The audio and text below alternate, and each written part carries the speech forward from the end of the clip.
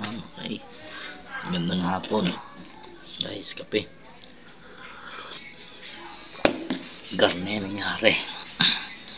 Dikat ang nanay tabingi ay dun sa partner natin. Ibininta ang bahay. Tinudo ang taya sa waiting ay talo pa rin. Ngayon, ang good news. Tumama si nanay tabingi. Bali nangyari doon, sa tagal ng panahon na lumipas, ang sinay tabingi ay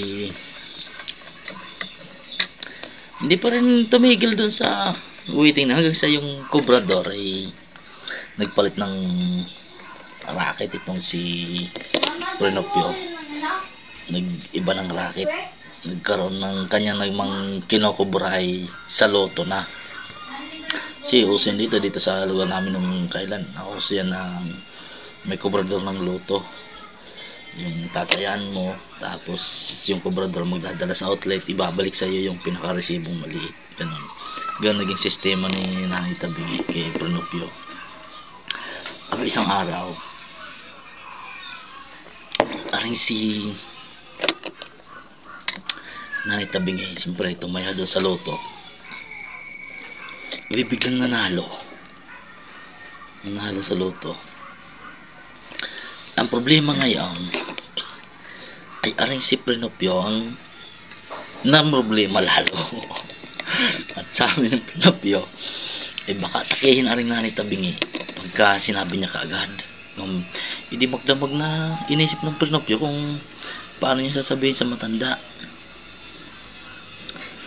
Hindi pag iisip niya magdamag na nakaisip din siya ng solusyon. Hindi yung pag sabi niya doon sa Nanay Tabingi, dahan-dahan, yung hindi biglaan kasi baka magkasakit na biglang atakehin sabi ng Prenopio sa Nanay Tabingi, Nanay,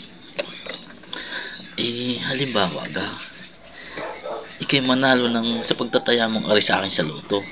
Halimbawa bagay ikaw ay manalo sa akin ng 5 milyon sa loto. Ano naman ay yung gagawin? No ba? Ang matanda ay biglang tingala din naman sa gayan. Tingala. Aba, ay kung ako ipapala rin, ang mangyayari di ibibigay ko na sa iyo ang kalahati. On the spot, patay si Prenopio at dinatake sa puso.